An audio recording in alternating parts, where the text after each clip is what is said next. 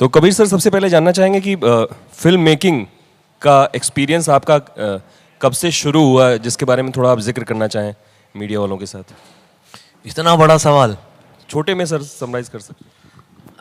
Film making का मेरा, जैसे आप जानते हैं अभी जिसके बारे में मैंने बात किया, यहाँ पे मैं डॉक्यूमेंट्री बैकग्राउंड है, मैं डॉक्यूमेंट्रीज बनाता था और मेरे जो एक्सपीरियंसेस थे as a documentary film maker specially Afghanistan में, वो मैंने लिखना शुरू किए और उनसे एक स्क्रिप्ट बनी काबुल एक्सप्रेस, जो फिर मेरी पहली फिल्म बनी। वो स्क्रिप्ट बनने के बाद, स्क्रिप्ट लिखने के बाद काफ़ी टाइम लगा मुझे प्रोड्यूसर से मिलने में, एक्टर से मिलने में, 1 साल कम से कम गया। मुश्किल था उस ज़माने में, मल्टीप्लेक्सेस थे नहीं, तो ये मल्टीप्लेक्स किस्म की फ़िल्म जो आप today it will be classified as that, मुश्किल होता था। लेकिन फाइनली 1 साल के बाद यशराज फिल्म से एक फ़ोन आया मुझे, जो पहले मैंने सोचा कि मेरा कोई बकरा बना रहा है, क्योंकि मिनी MTV में थी और मुझे लग रहा था कि ये मैं जाऊंगा यशराज और वहाँ गेट के बाहर से साइरस ब्रोचा कूदेगा और मेरा बकरा बना देंगे। लेकिन फाइनली मैं गया और ब्रोचा वहाँ था नहीं। मैं अंदर गया और आदित्य चोपड़ा मिले। तब तक तो हमने सोचा था आदित्य चोपड़ा हैं भी, एग्जिस्ट करते हैं या नहीं पता नहीं था, लेकिन किसी और ने मेरी स्क्रिप्ट उनको दे रखी थी और उन्होंने पढ़ी और उन्होंने बोला कि तुम्हारी स्क्रिप्ट मुझे बहुत अच्छी लगी, व्हेन कैन वी स्टार्ट। बस वैसे ही शुरू हुआ फिर काबुल एक्सप्रेस की जर्नी, और उसके बाद फिर एक 3 फिल्म कॉन्ट्रैक्ट मेरा था यशराज के साथ। सफलता और विफलता को किस तरीके से देखते हैं सर, क्योंकि अभी एक पल आप रेस को भी देखते होंगे एक बार। जी, आई थिंक इस फिल्म इंडस्ट्री में जब सक्सेसफुल होते हैं आप तो बिल्कुल ही ऐसे होता है कि दुनिया आपको राजा बना देती है, और जब आपकी फिल्म कामयाब नहीं होती तो बिल्कुल ही ऐसा लगता है कि कोई आपसे बात नहीं करना चाहता। तो I think it is very important कि आप एक बैलेंस्ड, लेवल हेडेड रहें। हिट्स और flop, successful failure is part and parcel of this industry. कोई ऐसा इंसान नहीं है, कोई ऐसा शख्स नहीं है इस इंडस्ट्री में जिसको हिट और फ्लॉप नहीं मिले होंगे। तो आई थिंक अगर आप अपना काम करते रहें, जिस तरीके की फिल्में आप बनाना चाहते हैं आप बनाते रहें, और अगर लोग देखना चाहेंगे वो कहानियाँ, सुनना चाहेंगे आपकी कहानियाँ, आपकी फिल्म देखते रहेंगे। You should take success and failure in stride. ना सक्सेस से बदलिए ना फेलियर से। Hi, sir.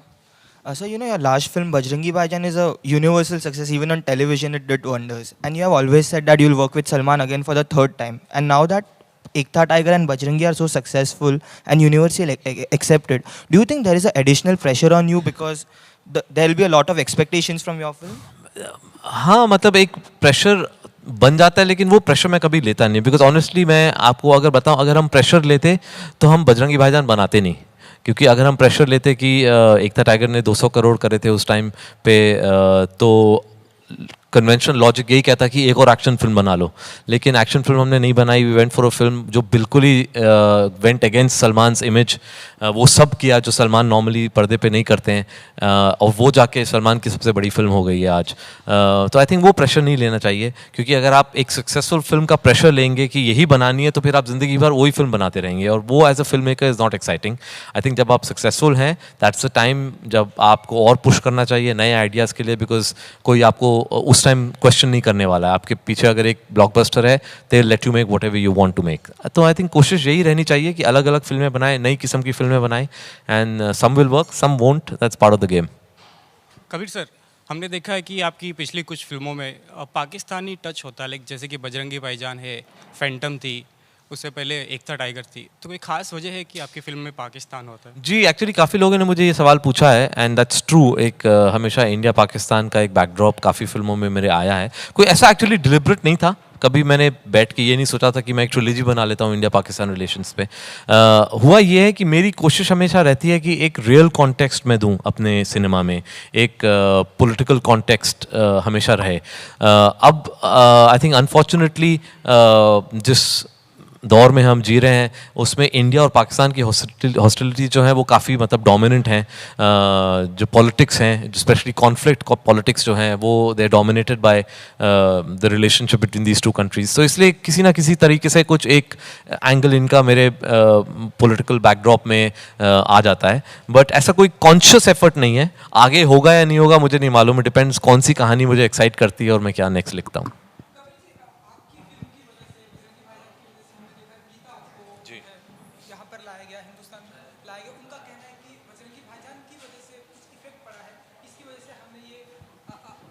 हम इस फिल्म को भी बहुत ही अप्रिसिएट करना चाहेंगे, तो क्या फील करते हैं आप इस तरह से जब जी, ये सही कहा आपने।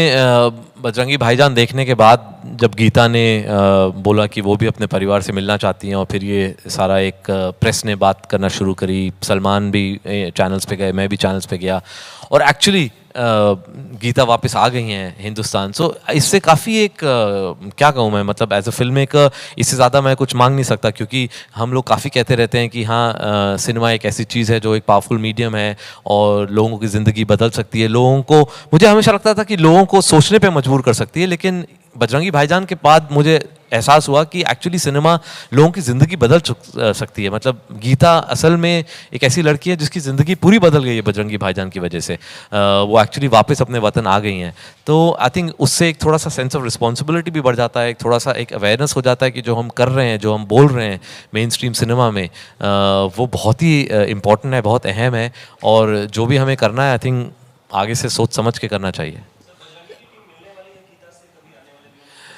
जी, गीता ने एक्चुअली चैनल पे जब बात हुई थी मेरी और सलमान की उनसे, तो उस टाइम भी उन्होंने, गीता ने बोला था कि वो जब वापस आएंगी हिंदुस्तान वो चाहती हैं हमसे मिले।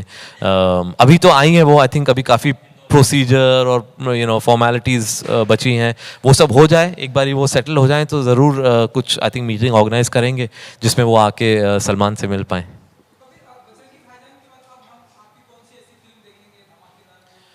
धमाकेदार या नहीं पता नहीं, लेकिन अभी मैं एक्चुअली छुट्टी पे हूँ, मैं सोच रहा हूँ क्योंकि 2 फिल्में नॉन स्टॉप मेरी आई हैं, तो काफ़ी 2-2.5 साल से मैंने बिल्कुल ही ऑफ नहीं लिया है। I think as a film maker, as a writer एक टाइम चाहिए होता है जहाँ आप बिल्कुल ही किसी स्टोरी के बारे में ना सोचें, सिर्फ बस अब थोड़ा बहुत एक घूमिए, थोड़ा सा किताबें पढ़िए, पिक्चरें देखिए और फिर एक आइडिया आएगा, और जो आइडिया आएगा जिस पे थोड़ा सा मुझे एक्साइटमेंट होगी फिर मैं उसको परस्यू करूँगा। कबीर, हाय। जी नहीं, अनफॉर्चुनेटली क्या आइडिया है वो नहीं बता सकता, लेकिन हाँ बायोपिक एक ऐसा जॉनर है जो मुझे हमेशा एक्साइट करता है, बिकॉज मुझे लगता है कि हमें अपने कंटेम्प्रेरी हिस्ट्री से और कहानियाँ लेना चाहिए। हम लोग बहुत कम करते हैं। अगर आप हॉलीवुड इंडस्ट्री देखिए तो वो बहुत ज़्यादा अपनी कंटेम्प्रेरी हिस्ट्री बायोपिक से इतनी अच्छी अच्छी बेहतरीन कहानियाँ बनाते हैं, हमें करना चाहिए। मैं भी चाहता हूँ कि आगे कुछ बायोपिक्स पे काम करूँ, कुछ पे रिसर्च किया भी है मैंने, लेकिन ऐसा कोई कुछ लॉक नहीं किया है।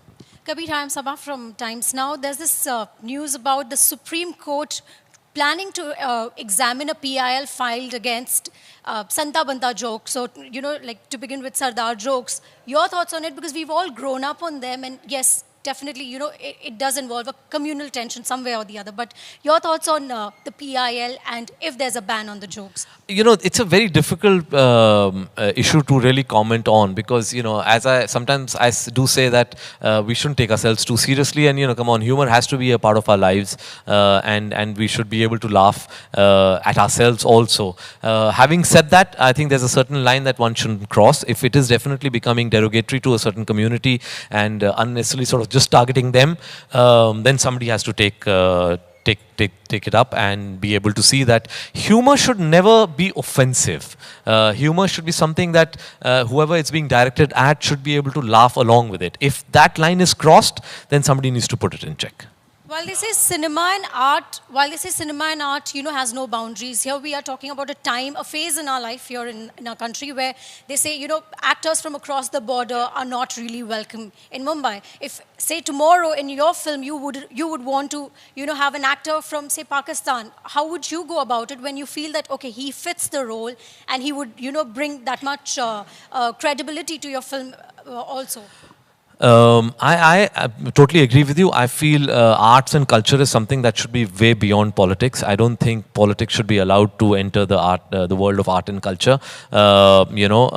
Unfortunately, in the subcontinent, we've often seen politics coming and not allowing some singer or some actor from coming and performing. I think I don't agree with it at all. I feel that the more cultural exchange and the more people-to-people exchange we have with our neighbors, the better the atmosphere will become. politically, yes, if we don't agree with something, we should put across a very strong point, and there are certain segments of certain countries which we do not have to agree with, but we should not put the responsibility of some sections onto everybody. So we can't say that the actions of a certain terrorist organization or a certain extremist organization in Pakistan, the responsibility of their actions cannot be put on the common man of Pakistan or their artists or their actors. There should be a free exchange of people coming. We should be able to go there. They should be able to come here and keep politics out of arts and culture. जिंदगी पे बहुत गहरा impact छोड़ती है in fact. और जैसा देश में अभी माहौल चल रहा है, लाइक कई सारे फिल्म मेकर्स हैं जो अपने अवार्ड्स लौटा रहे हैं in name of like freedom of expression and all this things. तो आप किस तरीके से देखते हैं, क्या ये प्रोटेस्ट का सही तरीका है? क्योंकि इससे पहले भी ये सारी चीज़ें होती थी, लेकिन आपको नहीं लगता कि ऑल ऑफ अ सडन ये सारी चीज़ें बहुत ज़्यादा बढ़ गई हैं? नहीं, देखिए, मुझे लगता है कि ये सारा फोकस जो है हमारा गलत जा रहा है। हमारा फोकस ये नहीं होना चाहिए कि फॉर्म ऑफ प्रोटेस्ट क्या है। अगर वो अवार्ड देना चाहते हैं, नहीं देना चाहते हैं, that's up to them, because अगर उनको लगा कि that's a valid form of protest, उनको करना चाहिए। हमें ये देखना चाहिए किस चीज़ के बारे में प्रोटेस्ट कर रहे हैं, क्यों कर रहे हैं। एक माहौल हम सब जानते हैं हमारे मुल्क में ऐसा हो रहा है कि थोड़ा सा इंटॉलरेंस बढ़ रहा है। हम रोज़ देख रहे हैं ऐसी कुछ चीज़ें, ऐसी कुछ घटनाएं जहाँ पे आदमी क्या पहन रहा है, आदमी क्या पढ़ रहा है, आदमी क्या खा रहा है, मतलब हमें क्या लेना देना आदमी क्या खा रहा है। I don't think we should be able to, ऐसा एक माहौल बनना चाहिए कि जो हम अब एक दूसरे के चॉइसेस से बहुत इंटॉलरेंट हो जाए। मेरी फिल्म में जो चिकन सॉन्ग है बजरंगी भाईजान का, वो ये इसी पे एक कमेंट है कि अच्छा, आप वैसे तो उस सॉन्ग को एंजॉय कर सकते हैं एट फेस वैल्यू, लेकिन वो इसी पे कमेंट है कि अगर कोई कुछ खाना चाहता है कि उनके खाने से हमारा धर्म भ्रष्ट नहीं होने वाला है। हमारा जो धर्म है, हमारे जो मजहब हैं, इतने डेलिकेट नहीं होते हैं कि किसी के खाने से वो टूट जाते हैं। I think we should be tolerant, and अगर ये एक जो इनटॉलरेंस का माहौल हमारे मुल्क में बन रहा है, अगर उसके अगेंस्ट कुछ फिल्म मेकर्स या कुछ हिस्टोरियंस या कुछ साइंटिस्ट प्रोटेस्ट करना चाहते हैं, फॉर्म ऑफ प्रोटेस्ट क्या है? अगर वो अपना अवार्ड वापस देके वो चाहते हैं या वो